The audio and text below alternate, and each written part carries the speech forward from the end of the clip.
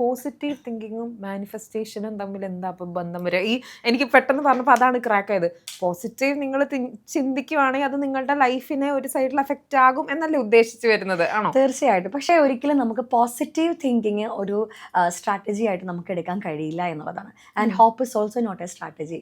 നമ്മൾ നമ്മുടെ ലൈഫിൽ നമ്മൾ ആഗ്രഹിക്കുന്ന കാര്യങ്ങൾ എത്രയോ ആൾക്കാർ, ഞാൻ വളരെ പണ്ട് മുതലേ ഞാൻ വളരെ പോസിറ്റീവായിട്ടുള്ളൊരു വ്യക്തിയായിരുന്നു.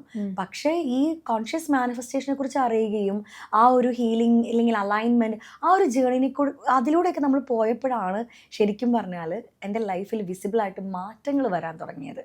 അപ്പം പോസിറ്റീവ് തിങ്കിങ് എന്ന് പറയുമ്പോൾ നമ്മൾ പോസിറ്റീവായിട്ട് എത്രയോ റീൽസ് കാണും, അത് കാണുമ്പോൾ ഒന്ന് പറഞ്ഞിങ്ങനെ എന്തെങ്കിലുമൊക്കെ ഒന്ന് കയറി എക്സാക്ട്ലി.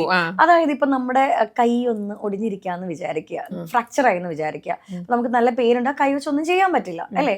ആ പെയിൻ ആണ് മുഖ്യം എന്ന് വിചാരിച്ച് നമ്മൾ എന്ത് ചെയ്യും? പെയിൻ കില്ലർ കഴിക്കും. പക്ഷെ പെയിൻ കില്ലർ കഴിക്കുമ്പോൾ വേദന ഉണ്ടാവില്ല, പക്ഷെ കൈ നമുക്ക് ശരിക്കും ആവശ്യം എന്താണ്? കൈ നിവരുക എന്നുള്ളതാണ് അല്ലേ? അപ്പോൾ അതിന് നമ്മൾ പ്ലാസ്റ്റർ ഇടുക തന്നെ വേണം. അപ്പോൾ ഈ പോസിറ്റീവ് തിങ്കിങ് മാനിഫെസ്റ്റേഷൻ ജേർണിയിൽ ഒരു പെയിൻ കില്ലർ പോലെ മാത്രമേ ആവുന്നുള്ളൂ. അപ്പം പോസിറ്റീവ് നമ്മളെ നിർബന്ധിച്ചുകൊണ്ട് പോസിറ്റീവായിട്ട് തിങ്ക് ചെയ്യലല്ല. നമ്മളിപ്പോൾ എന്തെങ്കിലും കാണുമ്പോൾ നാച്ചുറലി നമുക്ക് കുറേ നെഗറ്റീവ് തോട്ട്സ് ഒക്കെ വരൂലേ? അതുപോലെ നാച്ചുറലി നമുക്ക് പോസിറ്റീവായിട്ട് തിങ്ക് ചെയ്യാൻ പറ്റണം.